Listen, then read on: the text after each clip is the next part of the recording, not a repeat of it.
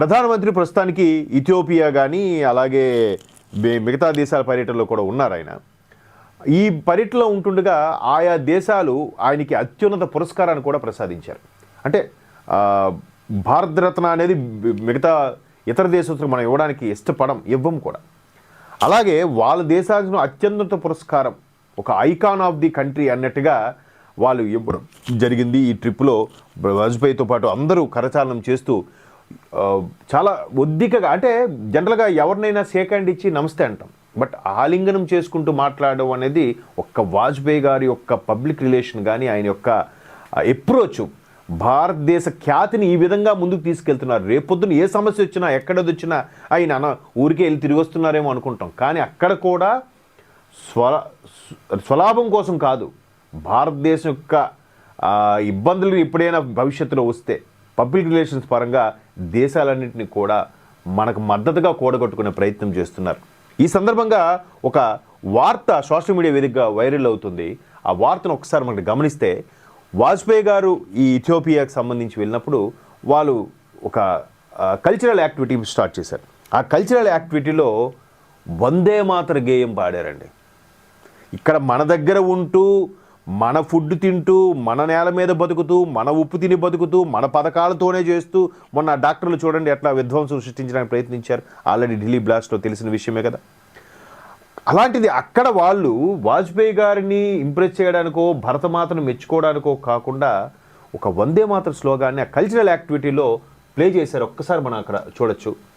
దాన్ని అటల్జీ కూడా ప్రధానమంత్రి మోదీ గారు కూడా చాలా ఉత్సాహంగా క్లాప్స్ ప్లే చేశారు. ఒక్కసారి ఆ వీడియో చూడండి. ఇక్కడ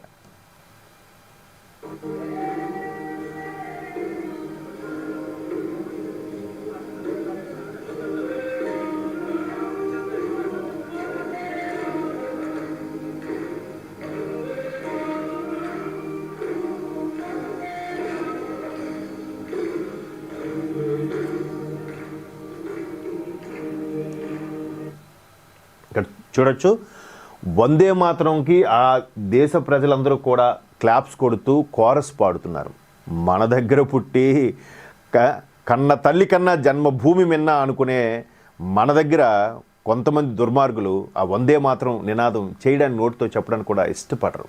ఇంకా అది వాళ్ళ విజ్ఞతకే వదిలేద్దాం. ఒక్కసారి ఆ అధ్యక్షుడు ఒకసారి ఏమన్నారు చూడండి. అబియాద్ అహ్మద్ అలీ అని ఆయన, a yesterday bankers dinner hosted by Prime Minister Abiy Ahmed Ali, a wonderful rendition of Vande Mataram was sung by Ethiopian singers. ఇథియోపియాకి సంబంధించిన సింగర్స్ పాడితే నరేంద్ర మోదీ గారు అది ఎక్స్లో పోస్ట్ చేశారు. అంటే భారతమాత గొప్పతనము ఎవడెవడో తెలుసుకుంటున్నాడు కానీ ఇక్కడ పుట్టి పెరిగిన వాడికి తెలుసుకోవట్లేదే, కించిత్ కూడా వాడికి ఏం ఫీలింగ్ రావట్లేదే. మరి వాడి కడుపుకు తింటున్నది బయటికి మనం చెప్పకూడదేమో, అందరిలాగా అన్నం తినట్లేదేమో అది. సో ఇక్కడ వందే మాతరం సంబంధించి ఏదైతే పార్లమెంట్లో చిచ్చురేపి వందే మాతరం మనకి అది చేశారు ఇది చేశారు చాలా అవమానపరిచారు కాదు, వందే మాతరంలో ఇంకా కొన్ని కీలకమైన వర్డ్స్ తొలగించారు. ఎందుకు? బంకించంద్ర చటర్జీ గారు రాసిన ఆ వందే మాతరం జాతీయ గేయాన్ని ఎందుకు తొలగించాల్సి వచ్చింది? ఆ 4 లైన్లు అంటే అది కేవలం ఒక హిందూ మతానికి సంబంధించిన గేయమా అని కాదు కదా, యావత్ భారతావనికి సంబంధించింది. లౌకికపరమైన రాజ్యం అంట, సెక్యులర్ రాజ్యం అంట ఎక్కడ. సో ఇక్కడ మరొకసారి అది చూస్తే మోదీ గారు ఉన్న పర్యటనలో ఇథియోపియన్ సింగర్స్తో వందే మాతరం గీతాన్ని చాలా అద్భుతంగా ఆలపించారు. దాంతోపాటు అందరూ క్లాప్స్ కొడుతూ వాళ్ళు కూడా రిపీట్ చేశారు.